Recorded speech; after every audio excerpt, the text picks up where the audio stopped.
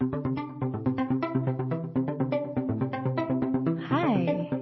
Hi, happy Friday. TGIF.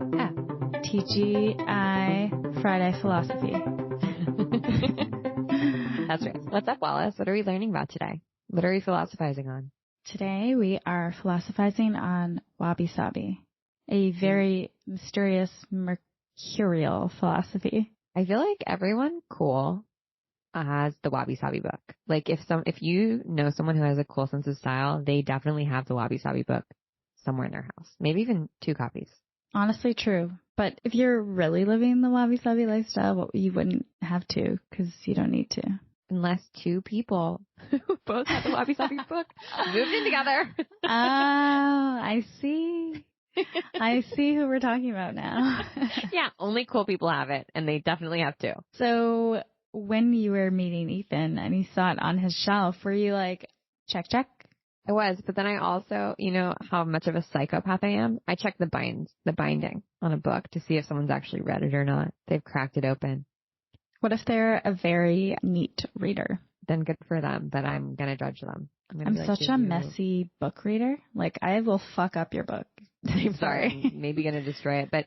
And I remember like my elementary school librarian being like, you should never break the spine of a book. It's so bad. But no. How else does one read? She obviously just liked to look at the books. What if she just didn't even know how to read? No, I love to annotate a book, and I love buying used books that have annotations in them. Like, it makes me feel one with other mankind, you know? I totally feel you. So on that topic, specifically of the Wabi-Sabi book, what do you remember about it? You can read it in one sitting. I do remember that. Yes. And you know what? Love a book like that. Love a book like that. Like, I love a pamphlet zine style book. But that has some substance to it. It's very aesthetic because it's simple. It feels timeless, but also timely. It's, I think, Japanese inspired. It's nature is an inspiration, I feel. Maybe. Maybe it just has pictures of leaves. I don't know. And it's like an artistic way of moving through the world, like creative way of moving through the world. And I feel like it was like, it's okay to be messy. You know, like show some rough edges. It kind of reminds me of like kitsungi, where you pour the gold into like a cracked ceramic. You save things by, you know, highlighting the brokenness of them. But I have to, you know, honestly, I've got to sit down and read the book again because it's been a while. I feel like kitsungi, which I was talking to someone about the other day, is an extremely wabi-sabi practice, despite the fact that it's not mentioned in the book, but it's alluded to. So that book specifically is one of the books that has, in the 21st century, brought it to the popular consciousness anew because it's kind of a hard philosophy to define.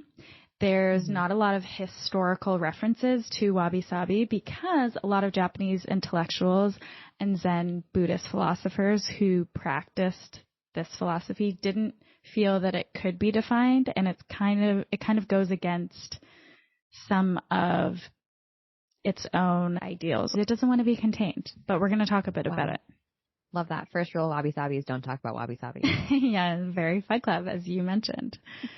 So it's a aesthetic philosophy is what it is called, and it centers on finding beauty in imperfection, transience, and simplicity. It comes from Buddhist teachings, Zen Buddhism specifically, and has been heavily influential in a lot of Japanese design, ceramics, arts. Wabi originally refers to austerity and simplicity in the monastic life, and Sabi refers to the beauty that comes with the passage of time. And you can see that in how people love to commemorate and preserve like the patina of something. Sabi also refers a lot to nature.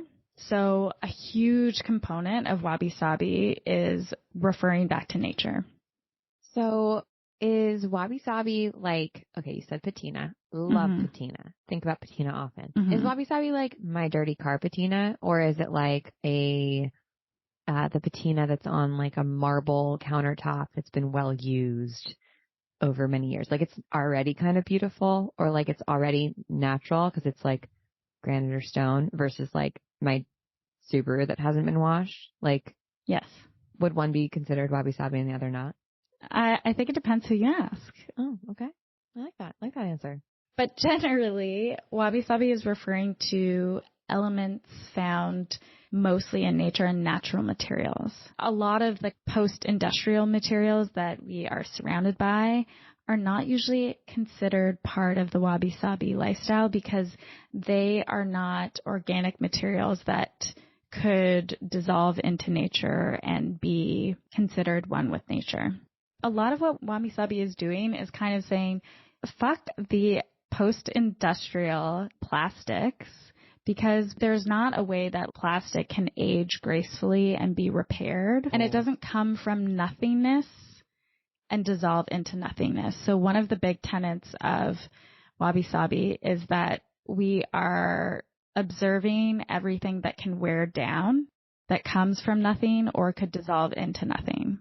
So you would say that plastic surgery is not wabi-sabi. I mean, filler is not wabi-sabi, if we're going to go there. Well, like aging is wabi-sabi. Showing that you're aging, yes. Breaking down. I mean, that makes sense because it's like you're living. Yes. We don't live forever. And like that's kind of, is that like the basis behind the whole thing, that like life and it's sort of like that it won't last forever is what makes it so beautiful? Exactly. And like the imperfections are what make it beautiful?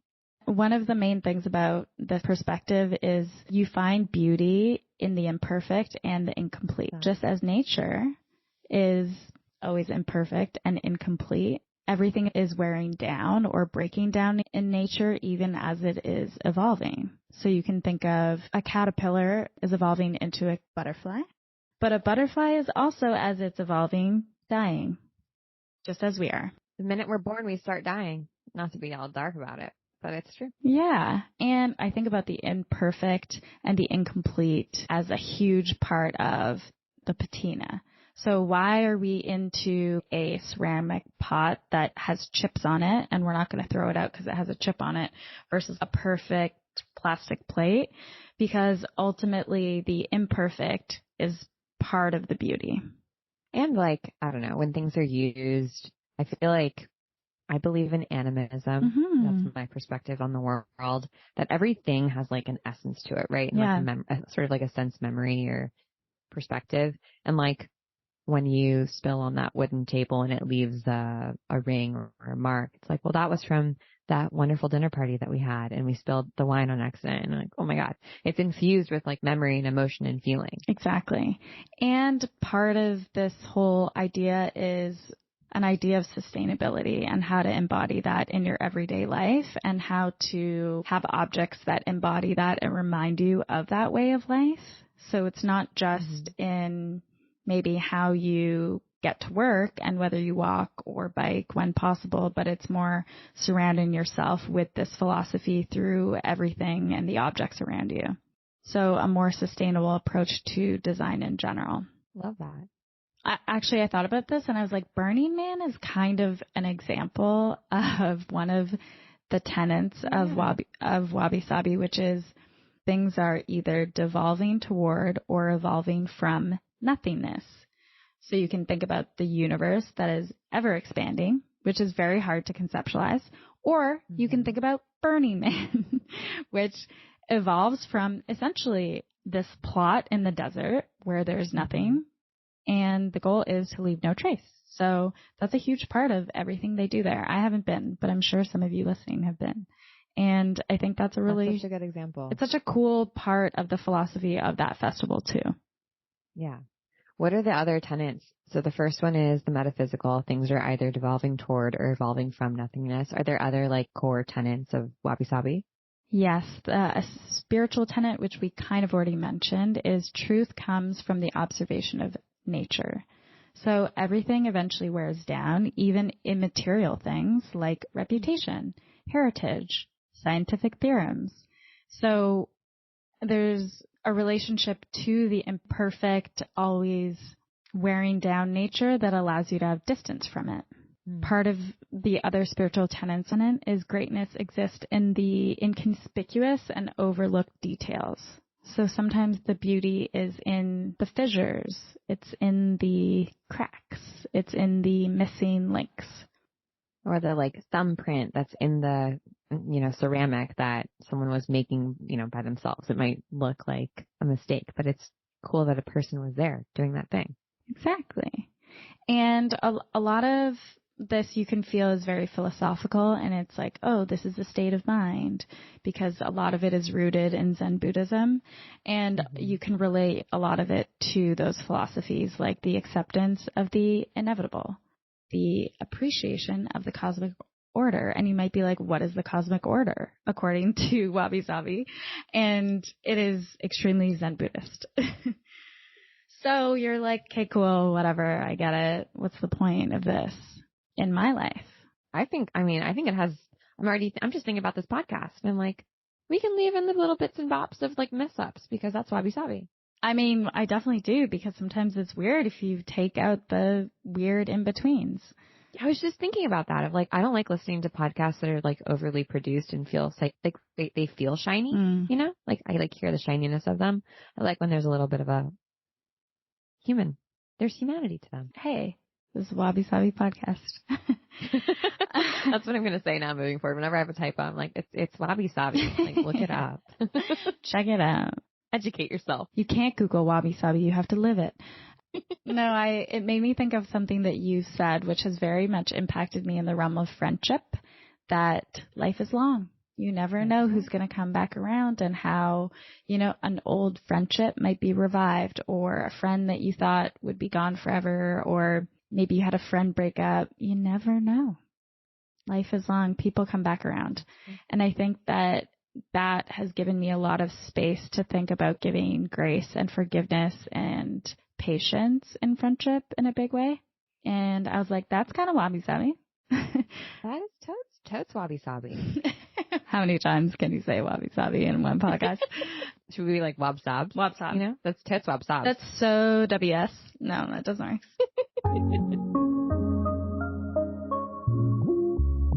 Today's podcast episode is sponsored by Oura Ring.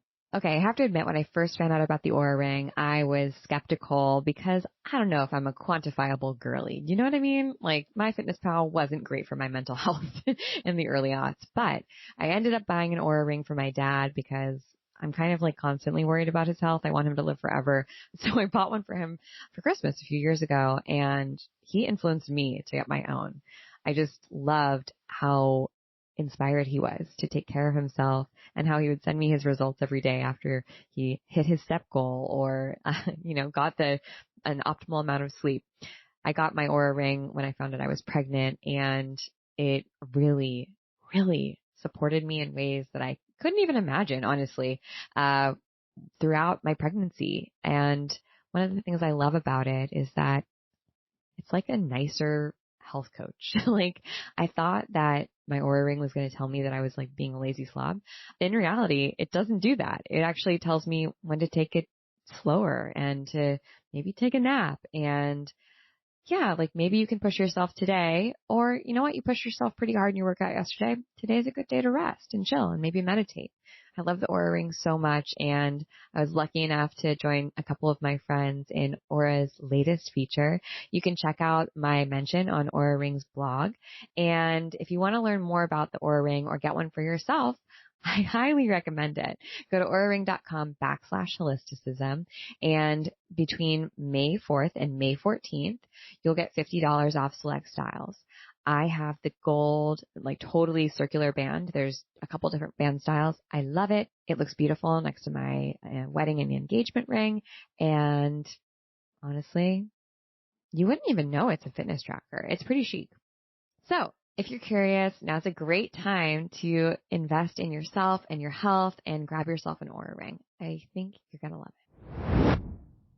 If you think about this in a lot of other areas of your life, like writing, I'm just going to quote Michelle's habits. So you also have this habit of writing little spelling errors in your newsletter or email subject lines, because you're like, why not? I'm not perfect. Yeah. It's like a little Easter egg. Was that intentional or not? I'll never know. And I think that adds a lot of humanity, and thinking about the imperfections all over in different areas of our lives. I think it makes me think about even, okay, let's get real philosophical, the choice to love someone, like a friend, a lover, a family member, it doesn't matter. You're specifically saying, despite your imperfections and maybe that you're slightly psycho, I love you anyways. And I'm going to take you with all of your rough edges and your spiky points, and it's all good. You know what? I really like this Friday philosophy a lot.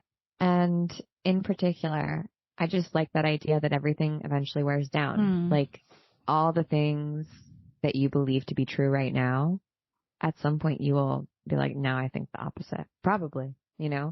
Or I don't know, it just helps me realize it ain't that deep, as we like to say. And also, everything changes. Nothing is permanent, and that can make the most intolerable of situations tolerable because you know it's not going to last forever. Amen. What is one way that you think you will adopt more Wabi-Sabi? Definitely more typos. I think that I love hosting people. I love having people over. I love cooking for people. I tend to be more Wabi-Sabi as a host than like Martha Stewart as a host. But lately I've been leaning a little heavy on Martha Stewart and being like, this needs to be perfect. Like I'm going to have people over. And now I'm like, you know what? It's okay if like the dishes don't match. It's fine. Totally. Like it's all good. And it's okay if the food doesn't look like perfectly plated, like it's in Bon Appetit. Like that's Wabi-Sabi, bitch. It's fine. That's right, bitch. Look at this Wabi-Sabi meal I prepared for you. Appreciate it. Yeah, nothing lasts forever, so eat up. What about you? I like that. It's funny. I feel slightly called out. Hosting is when I really struggle with perfectionism. Big time. I just want people to have a good time and to like feel like I'm thinking about them and I care about them, and like I'm not phoning it in but I never feel that way when someone else is hosting me. No one's ever thinking about that stuff. They're more so focused on, are you present? Are you cracking good jokes? Is the wine flowing? I think it's more about abundance. The worst thing is to be somewhere and they run out of food. That's my fear as an Italian woman married to a Jewish man. With a Jewish baby. That is my biggest fear. Yeah. That's kind of, I feel like the worst hosting thing you could do is run out of food. It's true. People don't forget that. But you can always order a pizza. Listen. That's true. You can always. Yourself. If you run out of food, there's a solution there, babe. It's Wabi-Sabi. This is true. Everything is Wabi-Sabi at the end of the day. If you want it to be.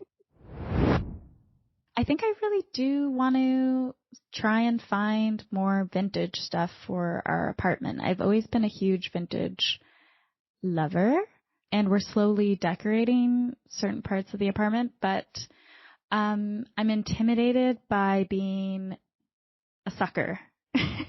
I'm intimidated by overpaying for and not knowing the market, and it takes a while to find the right stuff. But I love the feeling. You guys have this. Ethan's studio has this. Like, I really love the feeling of a space that is mostly vintage furniture. I physically really feel the difference. Yeah. And I just think there's an aura and an essence and a patina and a spirit to all of the furniture when it's vintage and it's well made and it's been in several people's hands. I really feel that. So I agree. And it sounds like Wabi-Sabi takes time. It takes time. You can't rush it. It's a lifelong. You can't fast fashion Wabi-Sabi. No. You just can't. Okay, so what's the one weird thing about Wabi-Sabi? If we had to name one weird thing. Sometimes it can feel pretty dusty for me. No. What's the one weird thing about it is that it doesn't want to be defined. It doesn't want to be labeled. I mean, I can relate, but I do think for like a philosophy that is a weird thing. It just is. It's one of those. Yeah. And you're kind of like, yeah. Is Wabi-Sabi a matcha or is it a coffee person? It's for sure a matcha person. Has to be. More so tea, which I forgot to mention. Wabi-Sabi is very much rooted in historical tea ceremony rituals. That's right. Yeah, it centers a lot around the containers that you're pouring tea in, the method that you're pouring tea, and the act of sitting and enjoying tea, and that can't be forgotten. Have you been to a tea ceremony? I have been to one, but I feel like I haven't really been to, like, it wasn't a proper one. I would love to. We should find one and go together because they're so special and very fulfilling. It's a very fulfilling experience. I would love to do that. Yeah, definitely. So not really matcha, but probably another form of ceremonial tea. I like that. And then on the V to P scale, on the Virgo to Pisces scale, where do you think that Wabi-Sabi falls? I don't think it's pointy and uptight. Not that Virgos are pointy and uptight, but I don't think it's like everything organized neatly. I was going to say it's extremely Piscean. It's about the feels. Yeah, I think it's like Pisces with shades of maybe like Taurus energy because it's very like present and like. Yes, but then a little Aquarius because it's a little airy. It's like sort of existential, but it's still like the feeling of a thing. Like Taurus season always reminds me of just like velvet, like feeling under your fingers. Love that. What do you think is the Wabi-Sabi's dominant archetype? Or give it a sun, moon, rising? I think it's a sage sun. Yes. I think it's a earth mama moon. Mm-hmm. And I think it's a rebel rising because I do think that having this perspective is rebellious. Like it is antithetical to societal expectations. 100%. It's very much built on we are not that, but don't say what we are. And honestly, you guys, great branding exercise is sometimes to define yourself by what you're not. It's true. In true Wabi-Sabi fashion. I think that's a great way to end. So guys, hopefully that was helpful or interesting. I learned something. And this is our new Friday episode, Friday Philosophies. They're going to be fun. Friday Philos. If you're not already subscribed to the newsletter, what are you doing? We send it on Tuesdays. We send it on Fridays. You get portals that'll open you up to a whole new way of thinking and experiencing the world, fun things that we love, spiritual shit, productivity shit, mystical shit, cool shit, all of it. You don't want to miss it. You really don't. So make sure that you're signed up, and we'll see you next week. See you on Tuesday. Bye. The 12th House is produced by yours truly, Wallis Blanchard. Our theme music is made by Nathan McKay, and our wonderful editing is done by Softer Sound Studios, who you can find more information about in our show notes.